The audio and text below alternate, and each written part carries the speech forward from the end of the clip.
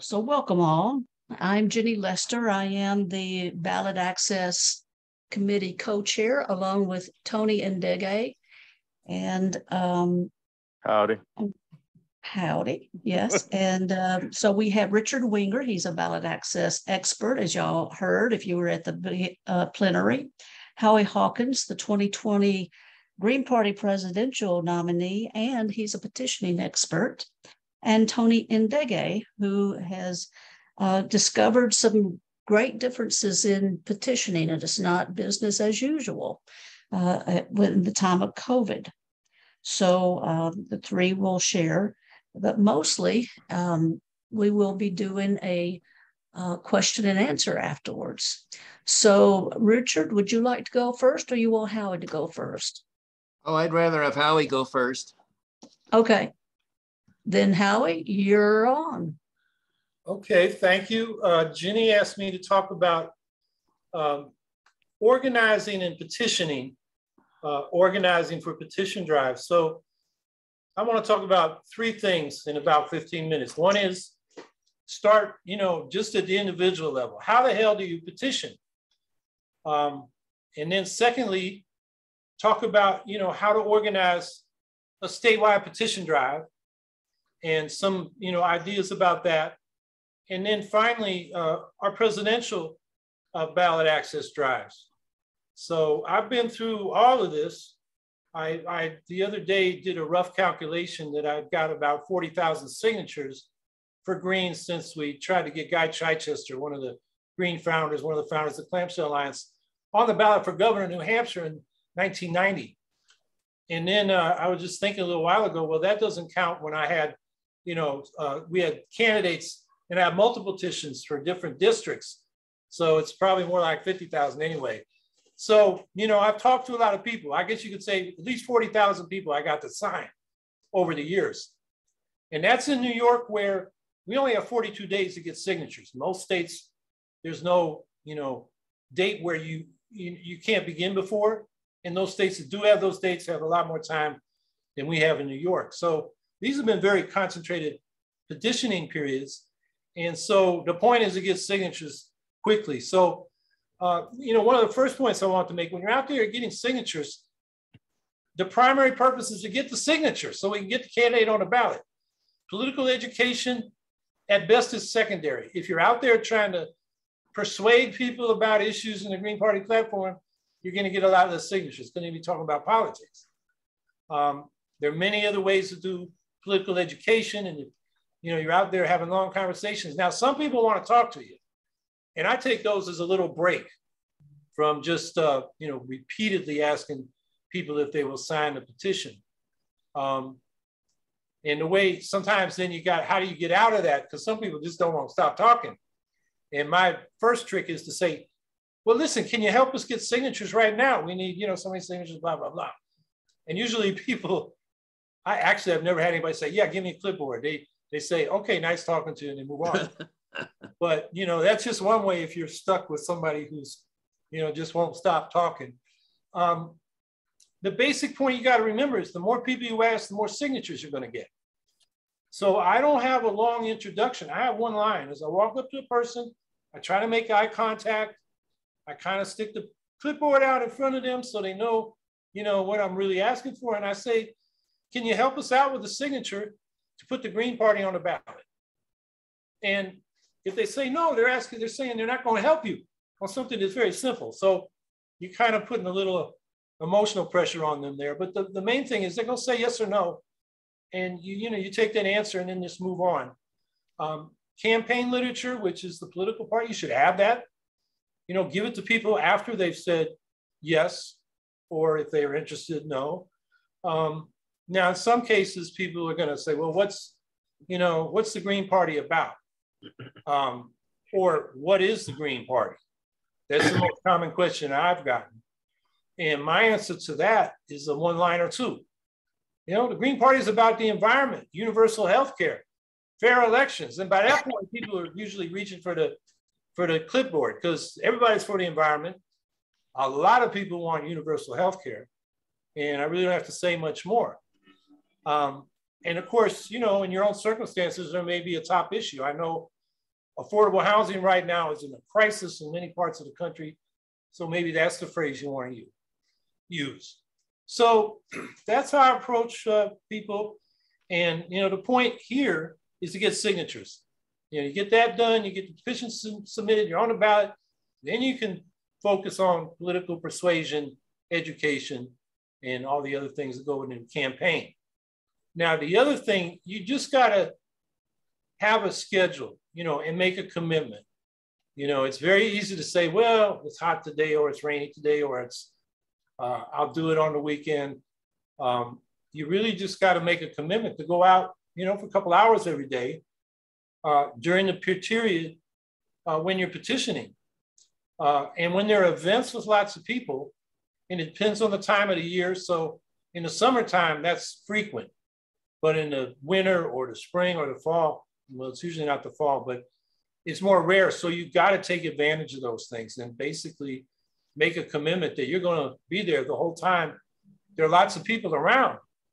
And particularly at those events, you know, have 2 or 3 clipboards. I mean, we have these, what do you call them? You know, the stuff you use on, well, hold on.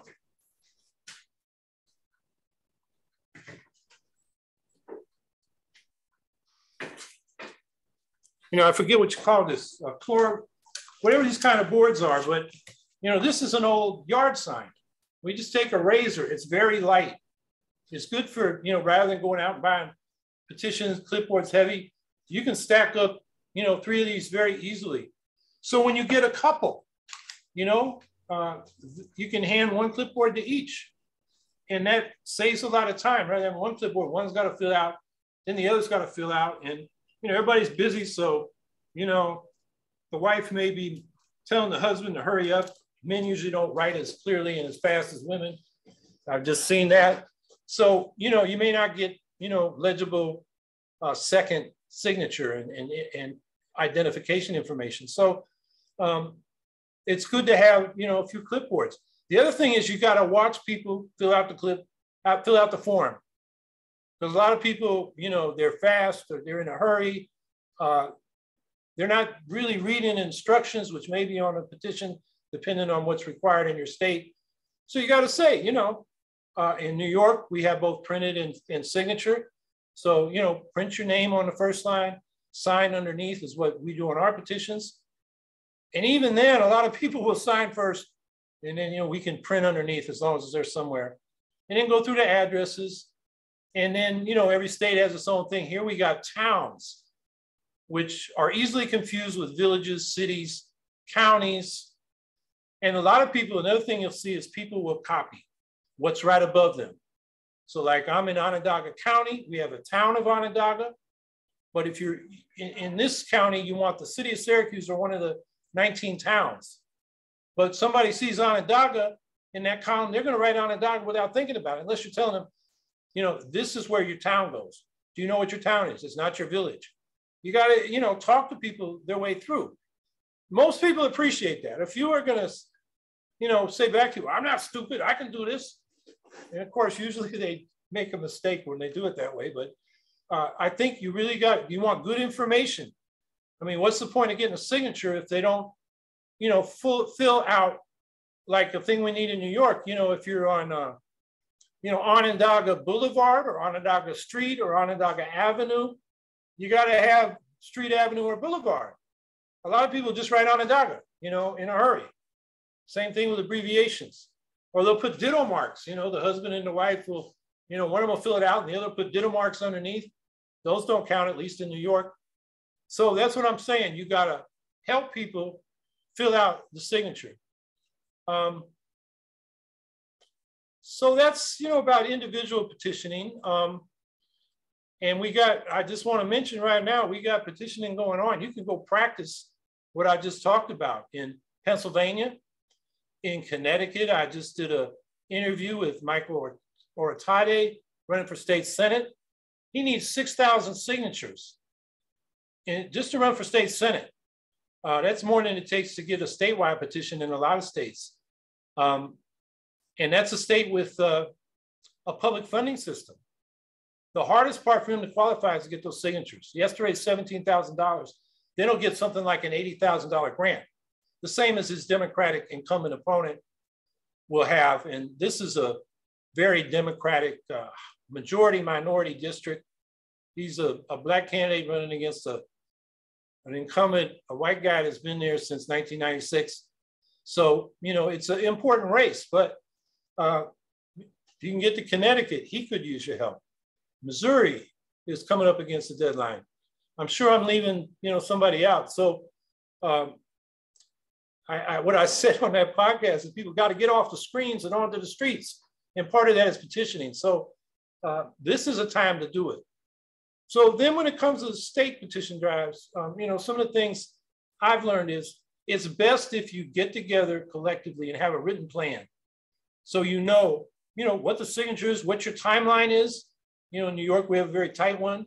How much money that's going to require. Because I think one of the things you need to do is hire a paid petition coordinator who's on it day to day. So, you know, plan to start early and finish early. So you have, you know, too often we're right up against the deadline and everybody's going crazy. You should identify an election lawyer. You know, really, we should have one in every state, at least in a lot of communities, who can help us with a lot of legal issues related to politics, but particularly petitions, challenges to petitions, what can and can't go on petition, ballot petitions. And it's just good to have somebody who knows the election law and can give you good advice. And then if you are challenged, you know, they're ready to go to bat to defend you, whether it's hearings at a board of elections or an elections commission or in court proceedings, whether you initiated a lawsuit to get on a ballot or the Democrats most likely initiated a lawsuit to take you off the ballot. And we all know, if we've been involved in this, how often that happens. So the paid coordinator, I think, you know, is important so they can be daily in contact with the petitioners, or at least frequently, to encourage them, see how they're doing.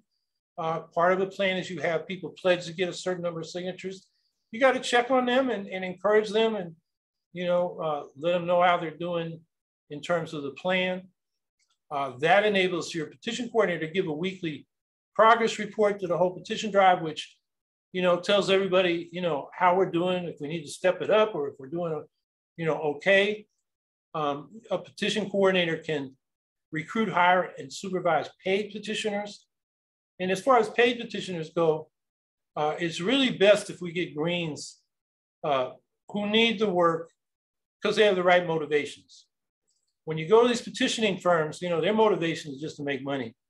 But if you do have a contract with a petitioning firm, you know, get the deliverables in writing, make sure you have a way to get out of the contract if they're not delivering, and, you know, keep an eagle eye on them, because there's a lot of, you know, fraud and abuse going out there in the petitioning game. And it's got more and more expensive. I mean, Greens are willing to work for a living wage. These petitioning firms are charging what they can get. So before COVID, it was like, it had gone from about $1 a signature to $2 or $3 a signature. In my presidential campaign, we put out bids to, I think it was a dozen or so, maybe 20 firms. And all the bids came back at least $10, and most of them closer to $20 a signature. So it's very expensive now. That's why it's good to, you know, support our green volunteers, people that could use the money and will go out there and get paid. And because they have the right motivation. I mean, I'll give you one little anecdote. I hope I'm not going on too long. Ralph Nader sent in a couple of petitioners who were right wingers. They just come from Ohio. This was when Rove, Bush's brain, Karl Rove, had all these anti-LGBT initiatives on the ballot, and they just come from petitioning there. And here they are out petitioning for me. And they told at least one person, they probably told some others that, yeah, they're just mercenaries. They don't really support me. They're really against, you know, they're really for these anti-LGBT initiatives. They just come from in Ohio. And somebody, you know, came back to me and told me what they said. And I had to go to him and say, look, if you want to get paid by my campaign, you got to support what my campaign's about and none of this other garbage. And they wanted to get paid. So they ended up sticking with the petitions and I didn't have any more complaints. But that's what I'm saying. You got to, if you're going to hire outside firms, you got to keep an eye on them and their petitioners. And then the last thing I'll say, and then I know Richard has a lot to say too. The presidential ballot access drive. Since Nader, and I think it was 2004, and I updated that for Stein in 16 or maybe 12 and then 16 and then my own campaign, I put together basically a plan to have a team of green petitioners march through the states over 2 years, starting with those states where we can go out early. And, you know, I had, you know, the timelines based on how many signatures, how many people we needed on the team, what it would cost to support them, and how, you know, basically you can get most of the petition drives done by the first of the year of the election. And then there are some states where you can't start until that year. And then, you know, the deadlines start coming in. But an advantage for a green presidential campaign is the more states are on the ballot and certified on the ballot, the more seriously we're going to be taken by the media. And so, and this is something that, you know, we haven't done. A presidential campaign could do it. Preferably the National Green Party would do it. The Greens haven't done it, but it can be done. The New Alliance Party, for those of you not old enough to remember Lenore Fulani in 1988, she was basically the head of a very cultish political group, small but dedicated, and they did this. They marched through the states. They got her on every ballot in 1988. So it can be done. And, you know, basically you got to have a paid team of petitioners, a timeline, going through the states with, you know, based on the start deadline or start opening dates that the states provide, if they do, and then the submission deadlines, and then a budget. You got to pay for the petitioners and their travel and lodging. Now, one thing that's been talked about by some Greens is they're going to form a firm. We'll have a green petitioning firm. And that would be great. That firm could do this. And it could be a way for Greens to make a living, you know, basically year round, because every 2-year election cycle, we're going to have some petitions. If we want to get into initiatives that we want to support, you know, this firm could support that. So I just put that out there as something I would like to see. And if anybody's interested or knows somebody, please talk to them. So that's all I got. And I'm interested to hear what Richard's got to say. Thanks, Howie. I appreciate that. So Tony or Richard, who wants to go next? Wait, Richard, I'd rather Tony went next. Okay. Thanks, Tony. Great. You're up. And thank you, Richard, for your awesome presentation just an hour ago. I'm going to share a PowerPoint with you all because it sometimes helps me keep on point and get all the things I want to say out. I am going to look at that. See if I can trying to share a screen right now, but it's not letting me. Am I a co-host? Okay, great. All right. Well, I'd like to thank you all, and thanks to the A&M committee for hosting us and for allowing us to give this presentation, plenary breakout. And my section is going to be ballot access strategies in the post-COVID era. Sorry, well, COVID there, but it's fine. We will get through this. But anyhow, I want to introduce myself. My name's Tony Ndege. I'm a co-chair of North Carolina Green Party. We just, I was one of the co-organizers of I call it successful, even though we are not on the ballot yet. We are embroiled in a lawsuit and some dirty Democratic Party tricks from the highest level of the Democrats. But we co-organized a successful petition drive here in North Carolina. We definitely got well above the threshold, and really the validated signatures that they had does not do justice to the number of validated signatures that we turned in. It's really it had to have been over 18,000 at least, but they're now down to 15,900 and some odd when our signatures, where our threshold was about 13,900. So we're still close to 2,000 above. Some of them have been taken off due to challenges and Democrats going to people's houses and just basically it was a all-out harassment campaign over the period of a few weeks. And so we're currently in a legal battle. But the fact is that we organized a very successful, pretty high threshold, not the highest. So I haven't gotten 40,000 signatures yet, Howie, but I've gotten a fair number, and I've also did this over the years and helped socialists get on the ballot as well in North Carolina back in the 90s when I was a kid. So I've done this and I've seen how things have changed. We are in a new era of petitioning, and I don't think it's going back.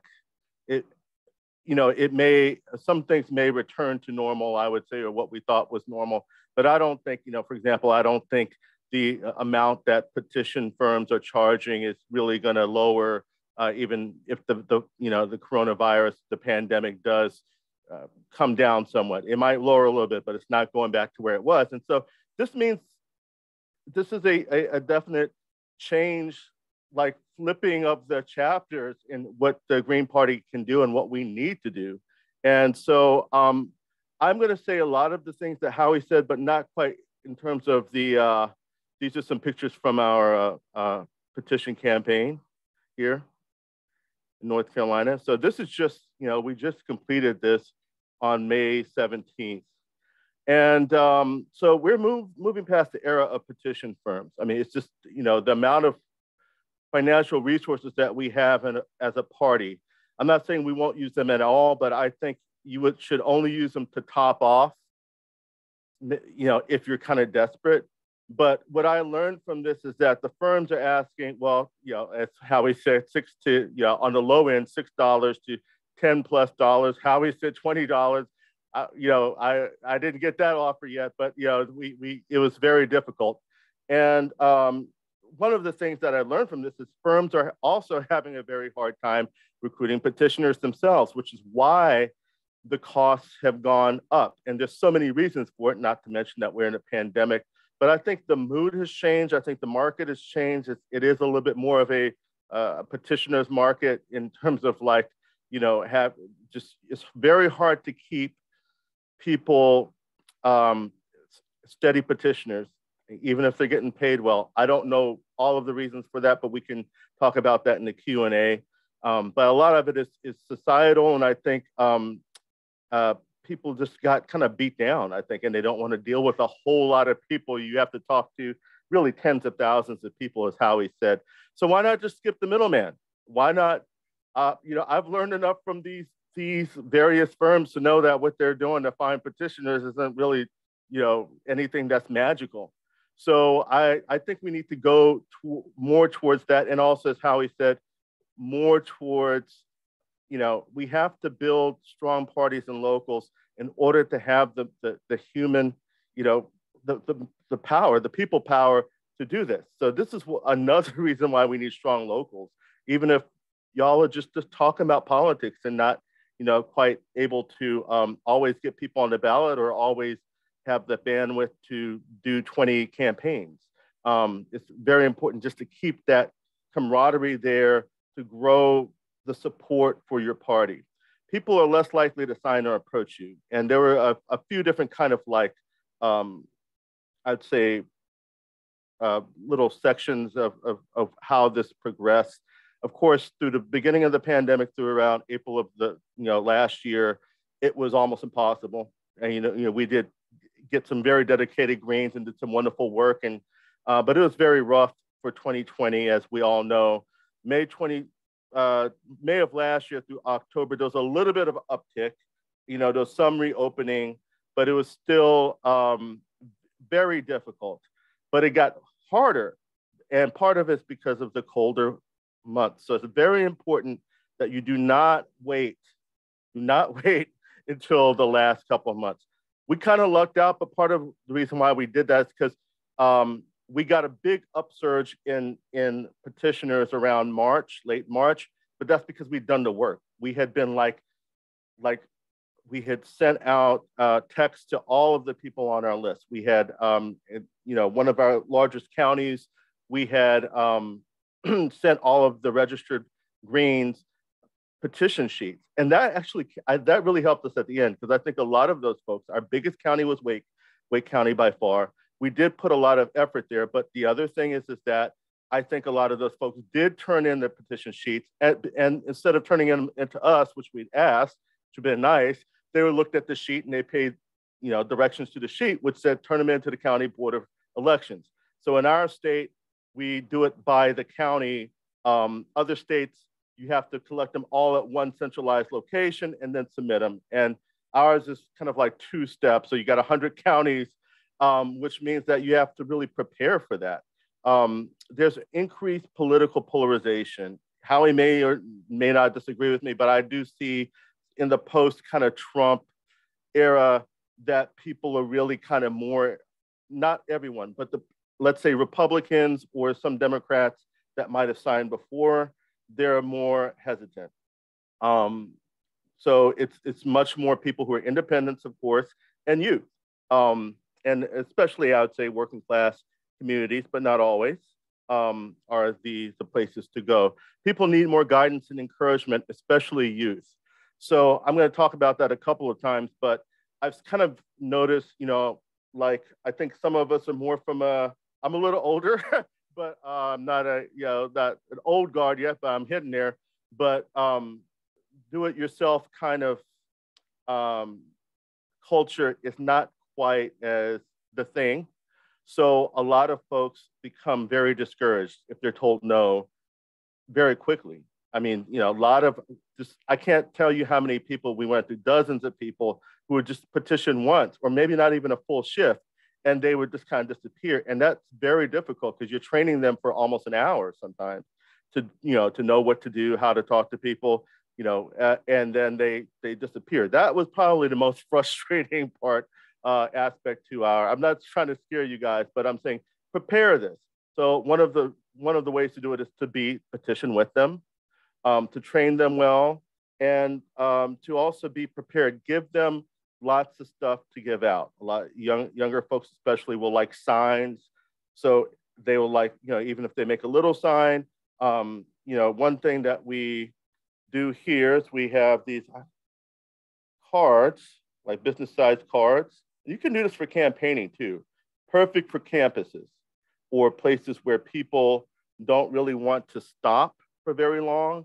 And this is perfect for, hey, what is your party about? Or if they sign, hey, you can still do political work. You can still get the word out about what you're about after they sign. Don't get too much into like every single bullet before they sign. And as Howie said, and consider paying folks by the hour, because that will, for some reason, people, if you talk about $2 or $3 a signature, which is a lot, you can make a lot of money that way if you're in like a hot location, you can make over $30 an hour, maybe more.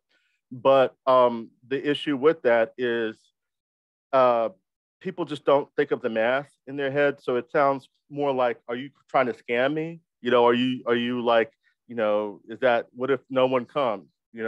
So bite the bullet if they're good. You have to make sure they sound like they can talk to people, and maybe give like a suggested minimum of like 13 signatures an hour or something like that, so that if you pay them by the hour, it will actually work out less than $2 an hour. We wound up doing this it still was expensive because we're trying to get Matthew Ho on the ballot.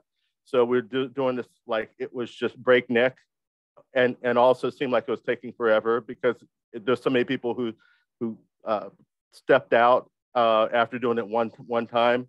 But I think if you talk about $18 to $25 an hour, maybe more if they're really good, start talking to them, that still works out to less than $2 an hour. So it's actually way better than what we were, if you work it out to like at least 13 signatures an hour, it turned out to work out well. We got it, it's probably about $1.50 per signature or less is what we average. And the reason is because we what is how we said, dedicated Greens and supporters will be the greatest allies. So that's who we depended upon by far.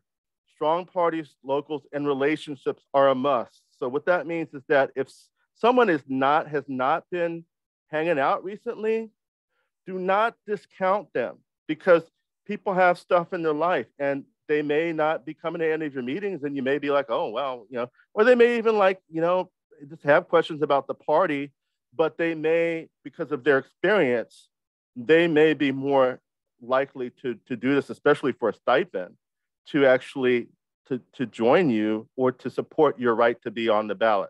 So don't discount folks who've kind of dropped off by the wayside, because they might not, people have things going on in their lives, and you just never know, if someone's ready to come back and you just haven't contacted them, or they just have it. This is usually not the first thing that petitioning is usually not the first thing that people are thinking about in their lives, especially with everything now and how COVID is. Have your materials ready. I would suggest get together enough materials to give enough people per your plan for at least half of your plan before you even begin doing it. Why? Because unless you got a bunch of people who can't petition and they're willing to do all of this stuff, like mailing stuff, or a coordinator, you can afford them, it's going to save you so much time. You're going to be so busy and so drawn in so many different directions that you're not going to be able to, it's just going to stop you if you have to think, oh man, I got to do a packet for this person. Make your whole packet for a petition person, especially if they're out of town, ahead of time. So all you got to do is mail it to them. Even maybe think about having return mailings if they're going to be a consistent person. So, that they can send you back the petitions instead of waiting for them to get a bunch and you don't know how many you have. So make labels, especially if you have to have all same county, all same city, like Massachusetts. Make labels for your stuff. Pre-make sheets for the major counties, and the major cities, whatever you need on your sheet, if that's the way your petition works. Some states don't have that at all, which is a good thing. But if you do, you have to print them out with the name of these counties and have them all ready to go. All of this preparation will help the morale of the first time. And I'm saying this because we made some of these, not mistakes, but we didn't always have all of this 100% ready, because we're doing a bunch of different things at the same time. We're also working with the campaign. We're doing all of, trying to fundraise. So have all of the stuff printed out, because it will save you so much time. It will come off as so much more professional. The people that you're working with will, I just think, feel like they're ready to go and not feel confused. And if it's by the state, if they see it all, by the county, they see it already printed out, or in the case of Georgia, it's a very confusing form. And we did not make 2016 ballot because of the fact that it was confusing, because there's a county column. So people thought you could just put any county in there, and then they turned them in.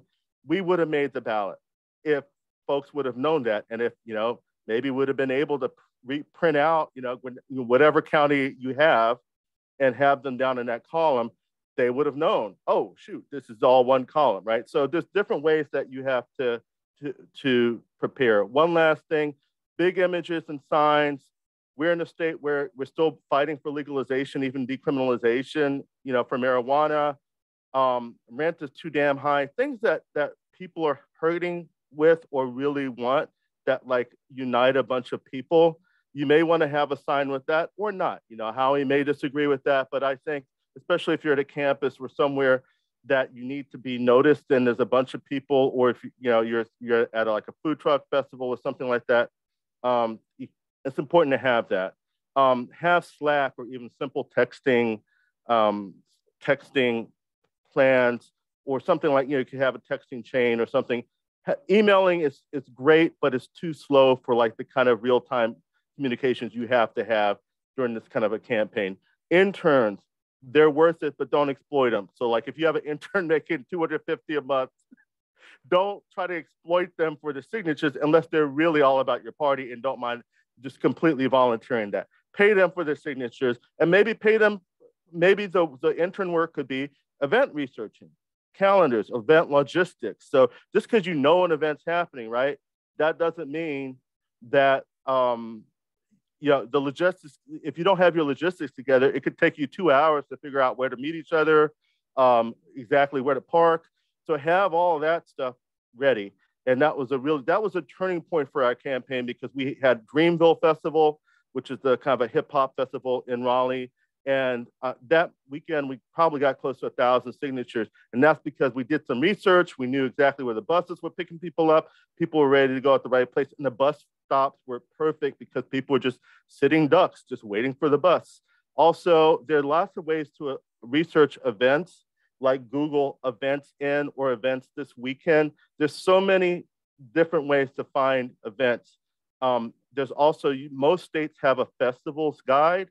So definitely look over those and look over those like almost weekly because they will be new events weekly. So just because you looked in January and by March, there might be like 100, I'm serious, like 100 more events in it simply because during COVID, the scheduling's different. You know, they schedule things later and people aren't even sure if they're going to have something until later. And this is probably going to happen again. So these are some examples of where, you know, food truck festivals are huge, pride festivals. And one of the number one things, huh? We're kind of running over now and I want to leave time for I'll be 2 more minutes. Thank you. Yeah, I couldn't see my timer on here. I should have done a different timer, but I'd basically say is that these kind of festivals, the best way to do this now is to, if you want to hire people like a contractor that aren't like active Greens, hire them for specific events, train them an hour before the event, and then pay them at the end of the day or the next day so that you can make sure that they're doing it. And you can pay them by the hour, but people will show up if they know they're going to get paid within a day, right? If they know it's just going to be one thing, as opposed to kind of like people signing up, well, you know, I'll get paid $3 a signature. For some reason, psychologically, that's a very difficult, we just lost so many people because they weren't getting a number of signatures. But if you can have them, you know, an event where you have several people together, then you can train them. You can have that camaraderie there because they're all there together. And really, if you're paying them by the hour, it can work out. One last thing, morale, preparation, remain positive. Do not point fingers at the people doing the work, especially, or the people who just don't feel comfortable petitioning. Petitioners will likely be future canvassers, figure out ways to make this fun, have celebrations, parties in between, afterwards, after hard petitioning days, have petitioner Zoom calls, and definitely have something like a Slack or something when you can communicate. So I'm sorry if I went over. I didn't get a chance to see the time there, but I hope this was helpful to y'all, and hopefully we can answer some questions during the Q&A. Thank you so much for this opportunity, and thank you, Jenny, for letting me know the time. Thanks, Tony. Yeah, no problem. Okay, Richard, so you can talk as much as little as you like. I know you really were really working it with the plenary. We will have time for question and answer afterwards. Okay, I won't take long. I have not done much petitioning in my life, but I remember the little bit I did. I found at first it was very hard and I didn't like it. But I remember if I persisted, it got easier. In fact, I sort of had a mental transition. After I'd been doing it for an hour, I started to enjoy it. And I suspect that that's true of a lot of people. So one idea that I saw to get more people to try it was to give people a particular reward, not necessarily money. In my case, it was a free subscription to a magazine, for anyone who collected 100 signatures. So even if you don't think you like it, most people probably think, well, I think I could get 100. And so if you think of a reward that people would like that doesn't cost you a lot of money, it might be, that's one idea, to just set an easy goal and see if you can't motivate people who otherwise wouldn't even start. And then another silly idea that I learned once from a professional petitioner who was very good. He had a pet puppy, and you have to be kind to your animals and hope you don't put a puppy in the hot sun with no shade, and make sure the puppy has warm. But the point is, having a puppy on his petitioning table was a great help. It would attract people who want to approach just to say, oh, look at the puppy, and pet the puppy. And let's see here. Howie mentioned the New Alliance Party got Lenore Fulani on the ballot in all 50 states in 1988. And I was glad he did that. They were fanatical, their members. I mean, there's nothing you can do to make your members be fanatical, but they're not the only party that had that discipline. The Socialist Workers' Party, they expected every member to petition a lot. And I remember the absolute peak, and I've never seen a volunteer minor party petition like this. In 1982, the Socialist Workers' Party in California collected 202,000 raw signatures to get their candidate for governor on the ballot. So I'm just throwing that out as a piece of interesting trivia. It does show you what organizations can do when their members are either fanatical or just under the social norm of the group, that they're expected to do this. And I really, since I have limited experience petitioning and none at all running a petition drive, I don't really think I have anything else to contribute.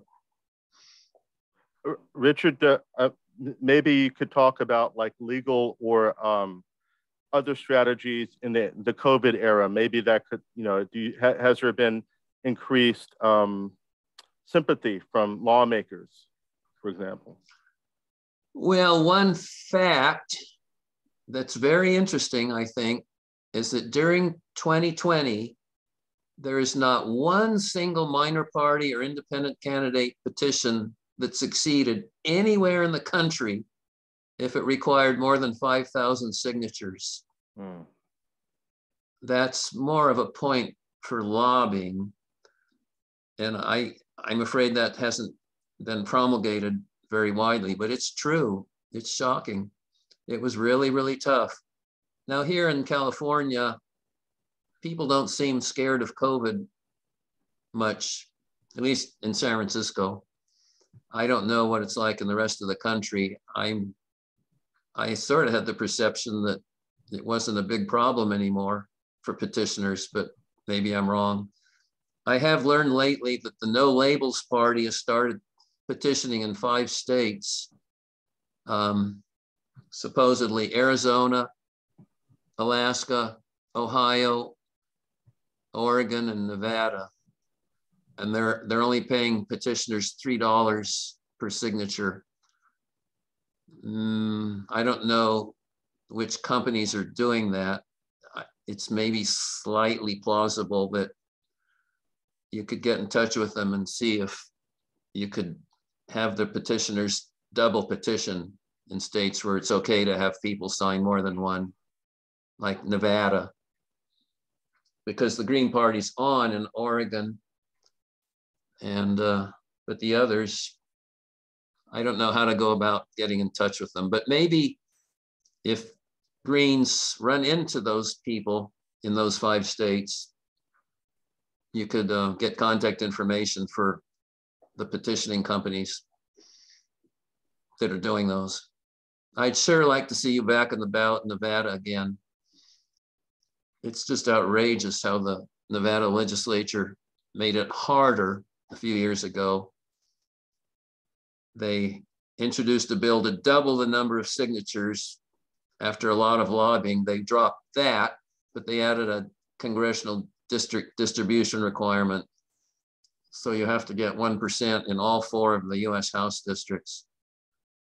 And I don't know how many people are watching, but if I knew what state the members of the audience are in, maybe I'd have something relevant to say about that particular state.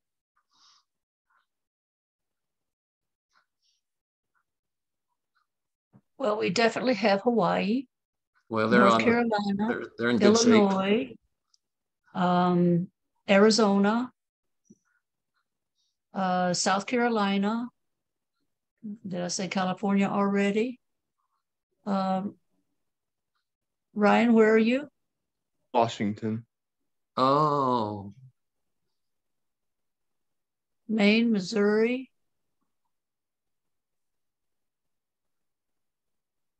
Maryland, Indiana. well, since we have somebody from Washington State, Delaware. go ahead. Delaware. So go Oh. ahead and talk about Washington State. Thanks. Oh, Delaware. You guys are so agonizingly close to having enough registrations.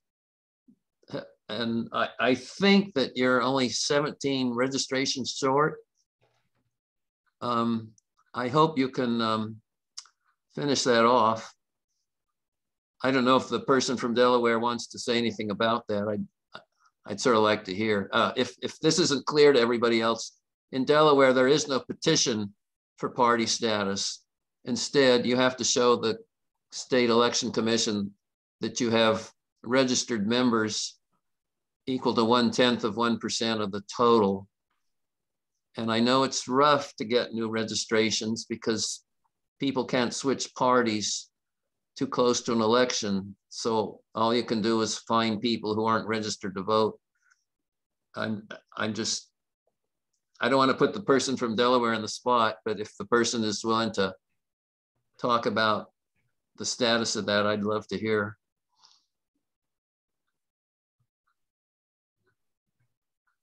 But anyway, if not, I was just going to mention we're tentatively planning a lawsuit in California against the top 2 system to be filed next year. And I think Michael Rubin is here and maybe he and I can talk sometime later about that. And the reason I made reference to that to Washington is if we succeed, that would be good for you eventually. Hi, this is Bernie August from Delaware. And we are, of course, we're just, a lot of us are sick with COVID and we haven't been able to get out. Oh. But for every election cycle, I personally have gone out myself and signed people up. And so once at least I get over myself and get a few committee people together, we should have the 17 people. We've been very good about it since 2008 when our party formed here. And so, you know, I enjoy to go along with what you're saying about petitioning. I really enjoyed it. I always took my dog with me. Uh-huh. And of course, I was running for office too, and I had a banner on my dog, and you know, a sunflower type of coat on him, and you know, it's really a lot of fun. So, I think running for office is great. I haven't done it because I've been ill, but gosh, haven't given up on the idea of running again. I really enjoy it. I love running for office, and I spent a lot of time in Dover lobbying and for all kinds of issues. So I'm quite well known in the state. And so I know maybe on the positive side, you know, we're going to keep this thing rolling. That's great to hear. I'm glad you spoke up. Makes me feel Yeah, better about okay. Delaware. Yes.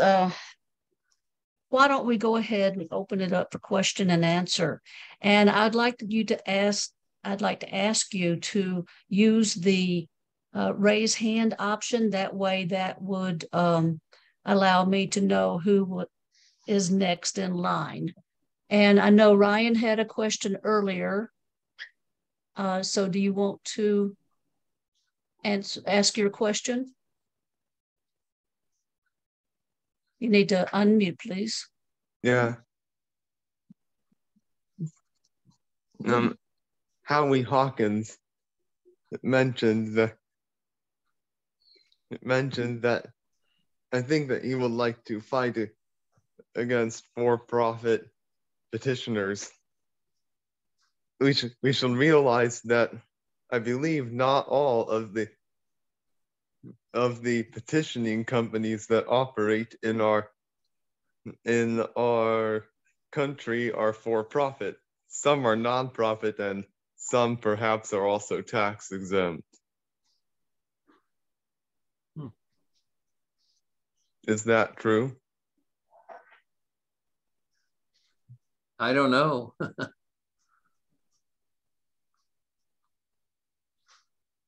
Yeah, I don't know either. I know I've dealt with the petitioners from these firms. They're out to make money for themselves, and they're hired by firms that appear to be profit oriented. But I wouldn't be surprised if some nonprofit group was out there petitioning for their, whatever their cause is. Marijuana legalization, progressive taxation, single payer healthcare. There may be groups out there like that. I'm just not aware of them.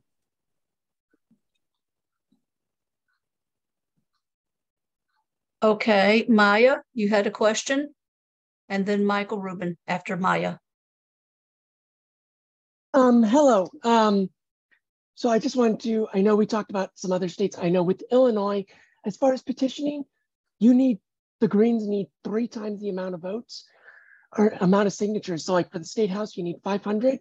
If you're a recognized party, in Illinois, you need at least 1,500. And we try to shoot for 3,000 because Democrats try to screw us over, even in Republican districts, like the one I live in. I just wanted to add that bit.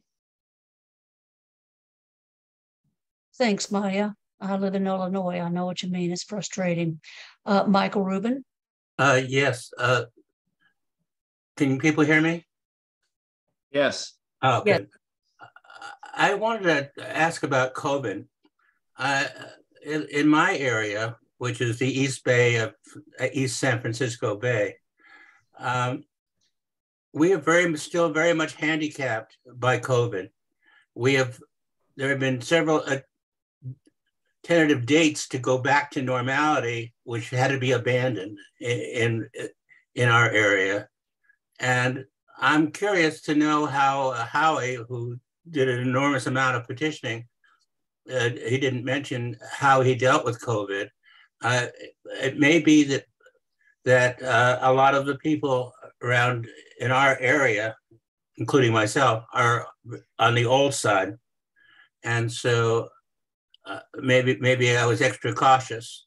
Maybe that's a factor in some places. But anyway, I'm curious to know how people have dealt with COVID in terms of approaching people for petitioning. Over.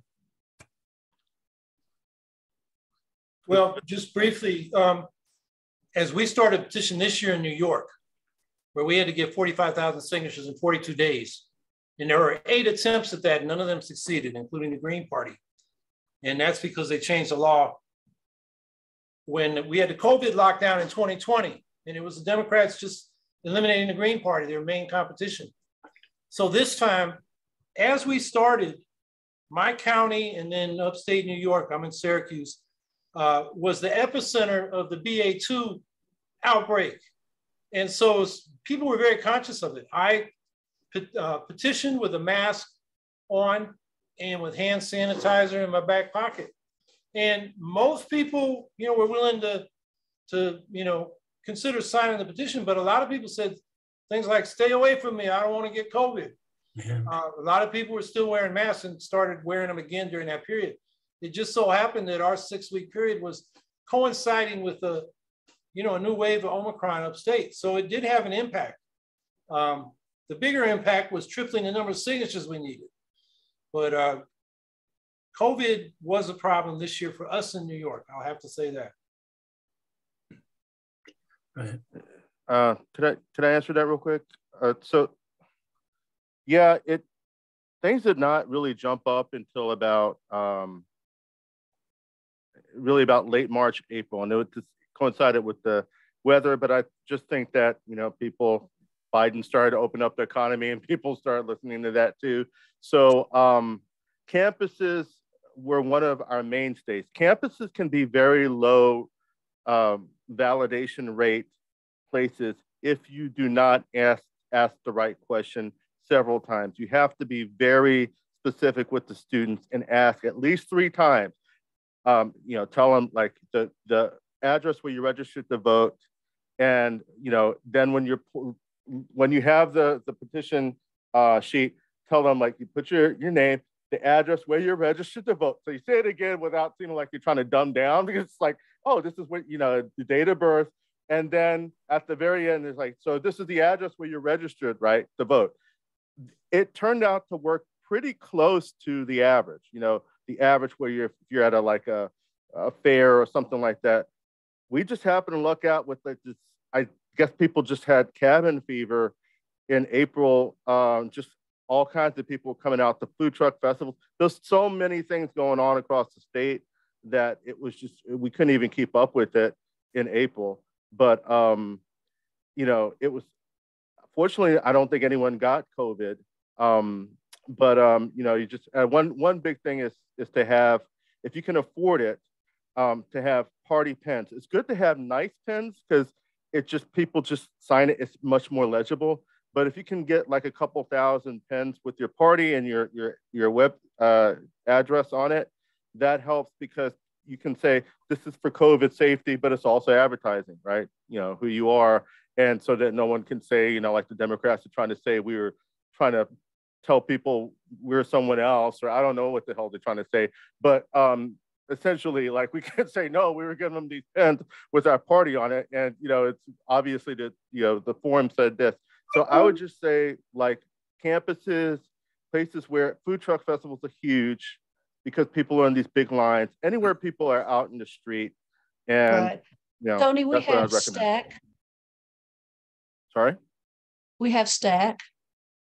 So I'm going to. Oh, I was answered because I'm a speaker. Thank you.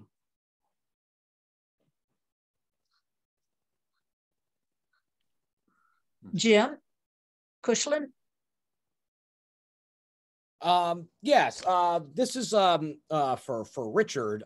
First of all, great stuff earlier. I found myself as such a nerd about some of this stuff. I'm from Ohio, and I do have a question as it pertains to Ohio.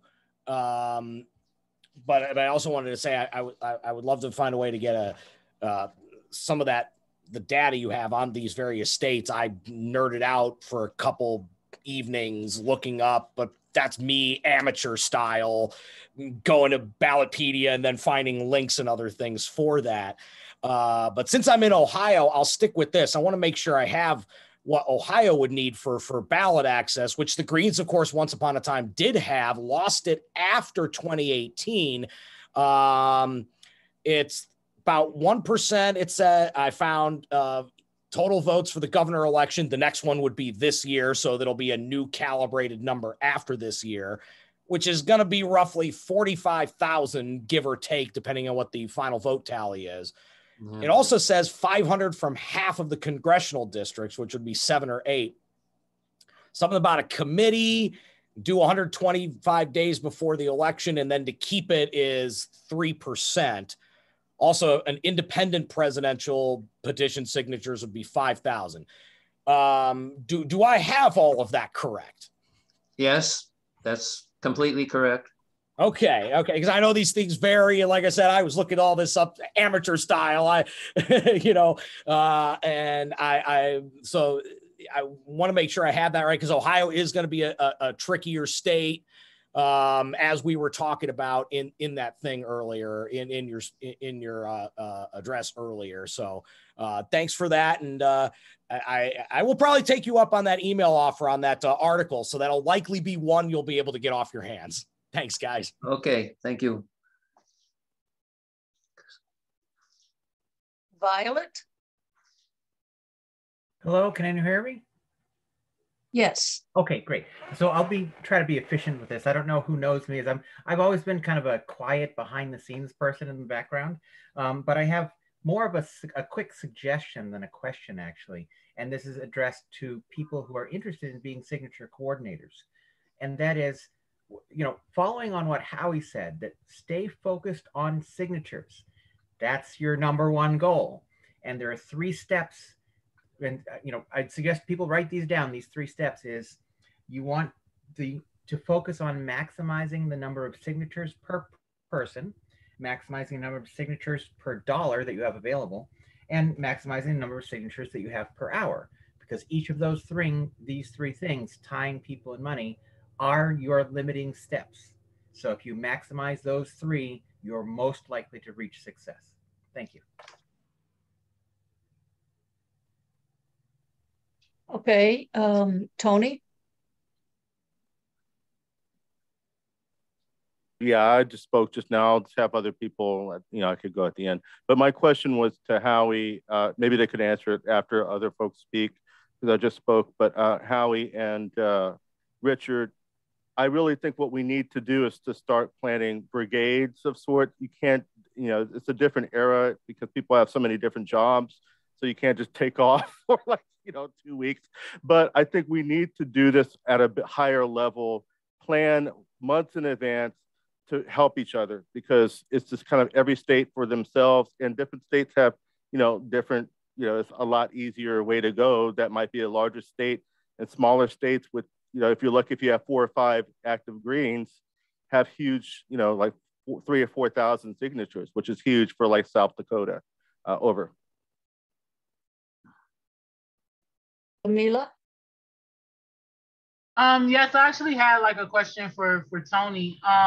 And especially in regards to North Carolina, I actually used to go to school in North Carolina, college and everything. And one of the things that I did notice, I went to a HBCU, is that we never really had greens on our campuses. Which HBCU? Which one? Johnson C. Smith University in Charlotte. Okay, cool. Okay. Yeah. So I was just wondering, as far as like some of the more, I guess, casual types of strategies, like maybe working with the local radio stations that tend to always be on those campuses, or some of the other different groups that are out there that could help with petitioning. Has that ever been like thought about? Like getting sponsorships or getting something to back up the drives to give momentum and get more people? We definitely petition at HBCUs. A&T is the largest one. That's closer to me.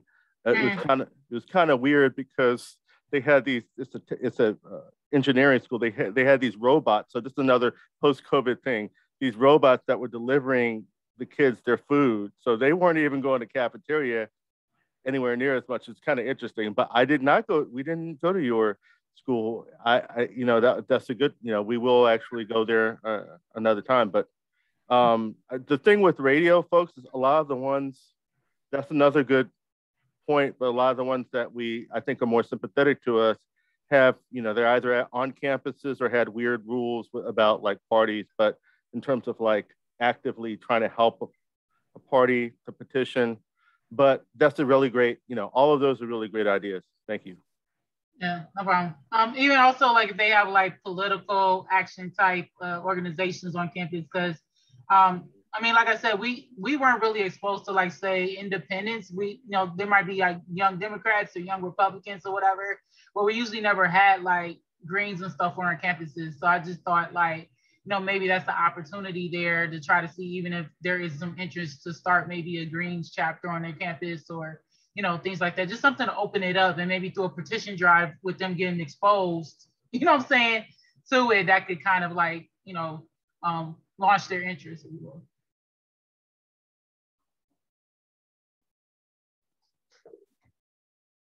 will.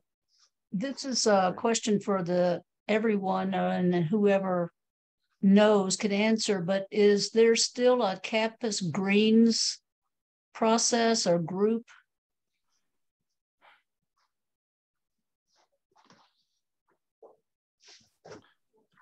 Could I speak to that a little bit? I think that kind of, I mean, the Yes Caucus is organizing, and they are trying to set up campus greens. The thing about it is it's like, unless you're at an absolutely huge campus right now, it's very hard to keep that going, because as we know, organizing students, if you're organized, students are awesome, but like they have a 2-year typical shelf life. So if you don't have a good leader, like then, yeah, literally coming through every year, it's so hard to keep that going. So one way to do it might be a statewide. So you could still have Greens on a campus doing their campus work, like a statewide, either caucus or Young Greens is, I think, the better way to go. It's hard. It is really hard, but they've done some good work in New Jersey, and it looks like Indiana, other states. Maybe some of y'all could speak about that. Thanks. Maya? Yes, so I tried to get a campus green started at my school, ICC, and I've spoken about it to the Illinois coordinating committee. Unfortunately, I was stopped by the school because they said that the greens are too similar to the already existing ICC Democrats. And unfortunately, we were stopped from forming.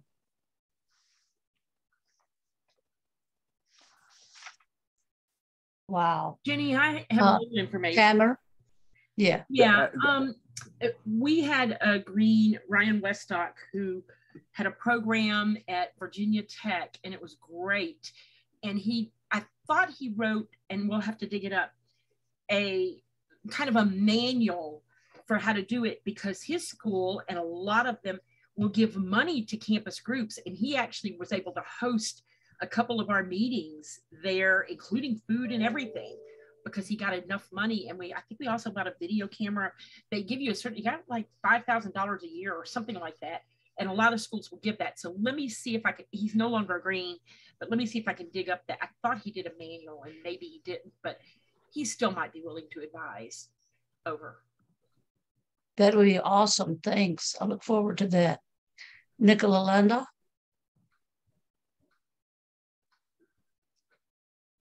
Hey, aloha and good morning to everybody. Just a couple of quick comments, hopefully quick. Howie and Richard in particular, Tony, but everybody who was shared, I'm just always so impressed and blown away and appreciative. So mahalo. We've been on the ballot 30 years, as Richard spoke about earlier. Hawaii has been really, is an easy place, and I didn't know all the background. Just a quick, so anyway, but we run out this year. So in 2024, we're going to have to petition again to get on the ballot. If you're on for 3 elections in a row, then you're on for 10 years. This year, but candidates have to petition. And I petitioned this year, and I discovered something new from the last time I ran 4 years ago. They took out the requirement. It used to be you needed your 9-digit Social Security. They took that out. They lowered it to 4. The last 4 digits for a number of years. This year, it wasn't required. And the other one is you didn't have to put the year of your birthday. Now, I know all 50 states have different things, but it was so much easier. I'd walk up to people and say, oh yeah, I don't want to give my Social Security. And this year they didn't have to. Oh, I don't want to tell my year. And so those little things, it made it so much easier. So just wanted to share that with everybody, that there's some little tiny things. And when I'm listening to what some of you have to deal with to get on the ballot, I'm just, it blows me away. So anyway, mahalo, aloha, and over and out. Okay, I just want to say that bill to say you don't need the year of your birthday, I don't think we asked for it, but for some reason the Speaker of the House just on his own put that in and passed. It was great. That's good. Yeah, that was Howie? just it, Richard. I'm sorry. That was just this year. The last time I petitioned in 2018, people had to put their year of birth. And a lot of people said, no, I don't want to put my year. And so that was disqualified. So that's just, I saw it this year when they passed out the candidate petition. So, but thank you for everything you guys do. Mahalo. Okay. Thank you. Howie? Yeah, I just wanted to comment to Maya, and generally, I didn't quite catch who the authority was said you can't have a campus greens group because you're too much like the Democrats. But you come back into the new school year, I mean, I would quote that authority and then denounce them for their ignorance. And then, you know, just to have a flyer and get it all over campus, embarrass the hell out of them, you know, and have, you know, like we do a lot of times, those comparison charts, you know, Medicare for all, Democrats no, Green Party yes. Cut the military budget, Green Party yes, Democrats no. Just, you know, put that kind of thing out there and, you know, go back and say, we're not the Democrats. But that just blows my mind. But I also wonder if the authority that said that is actually Democrats, because they want to say that Greens are just, you know, Democrats that lost their way and will come back to vote for them. But as Richard pointed out, and it really comes from a 2016 exit poll, most Greens won't vote for the Democrats or the Republicans. We'll stay home if we don't have the option. So, you know, there's some education to do there. And they just handed you a big issue there at whatever campus that is in Illinois. So that was one comment. The other was, I think Tony asked me a question, but I didn't quite get it. Did you want me to comment on something? Yeah, I was asking about, you were talking about, oh gosh, I forgot what the Fulani's party. And, you know, I've seen the SWP in action kind of towards the end of their kind of, they had less members, but they were still making the ballot, like locally here in Greensboro. But I guess the question is, what were some of the tactics that they used? I mean, even though they may have been quote unquote fanatical, I mean, use a little bit of it. You know, if we could, you know, have a 20% fanatical, then maybe we could, you know, maybe we could look at it at the party as a whole instead of like just kind of in our own silos. And maybe Richard could speak about that too. You know, if you guys knew any of their tactics for doing this, you know, something that's such a huge task. Well, the New Alliance Party was kind of a psychotherapy cult, and they tended to recruit people just out of prison or out of, you know, the welfare system or the homeless system, and saying your personal problem is a social problem. You got to join our party, and it was very psychologically oppressive. But they had a lot of turnover, so they always had, you know, people out there, and they had a core that was just, it was cultish. And that's not what the Green Party needs. We need free thinking, smart people. So I don't see them as a model. The Socialist Workers Party, you know, they had expectations of their memberships, and they were very highly centralized and highly disciplined. It's more than we want, but I do think what we could benefit from, and you already said this, we need strong local organization and, you know, expectations that if you're going to be part of the Green Party, when it's time to petition, you get some signatures.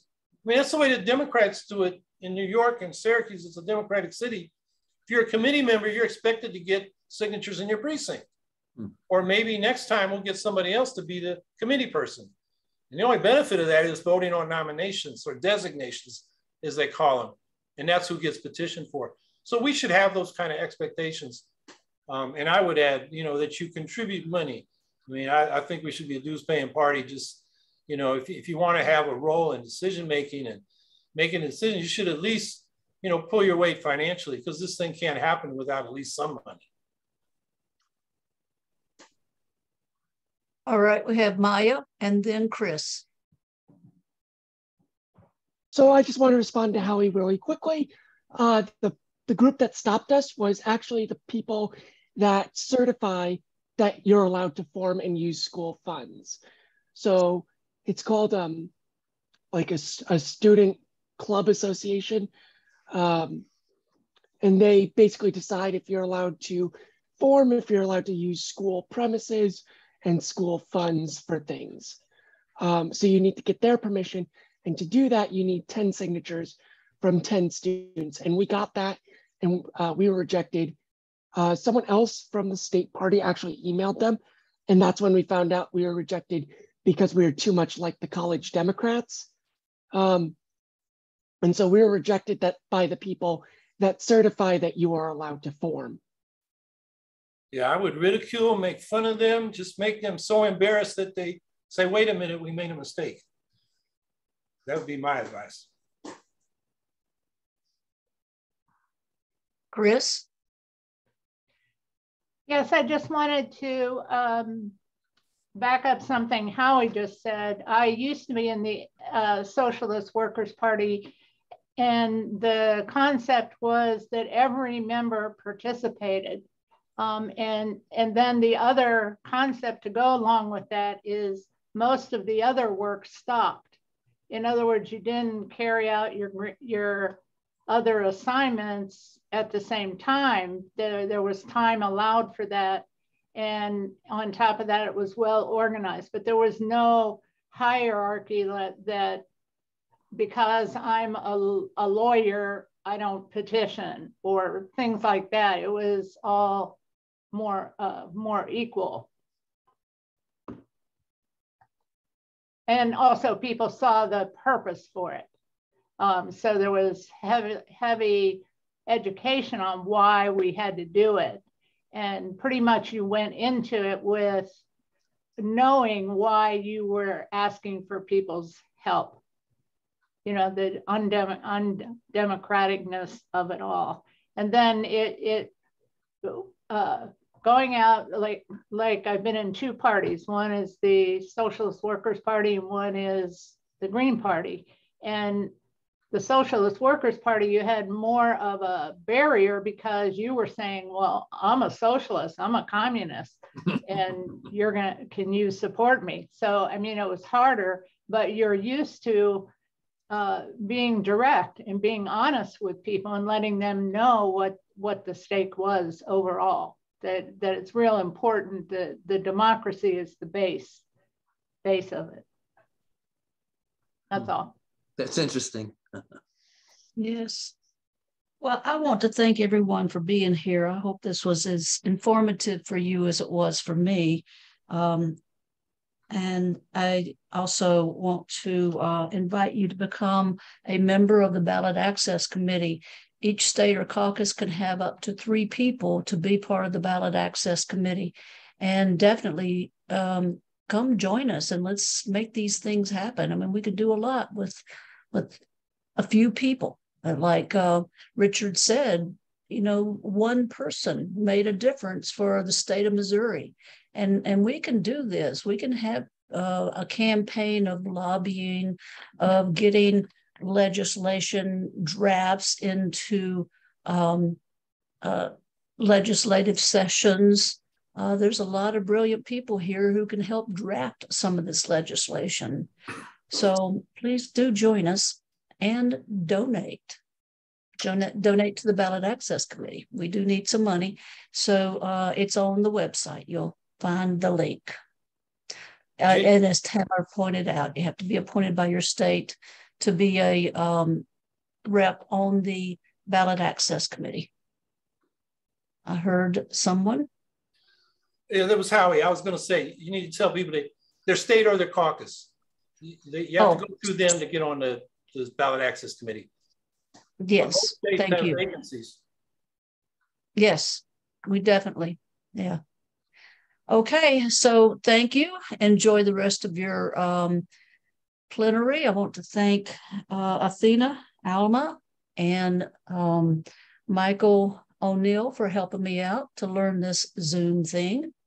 And I'll be seeing y'all on the nets. Okay. One last thing. If you want to email us, is it bac@gp.org? I know I told a couple of folks, especially South Dakota. Is that our address, our email, Jenny? gp.bac@gp.org. Correct. Yeah, okay. All right. Thank you, guys. Thanks, y'all. Bye. Mahalo and aloha, everyone. Great session. Goodbye.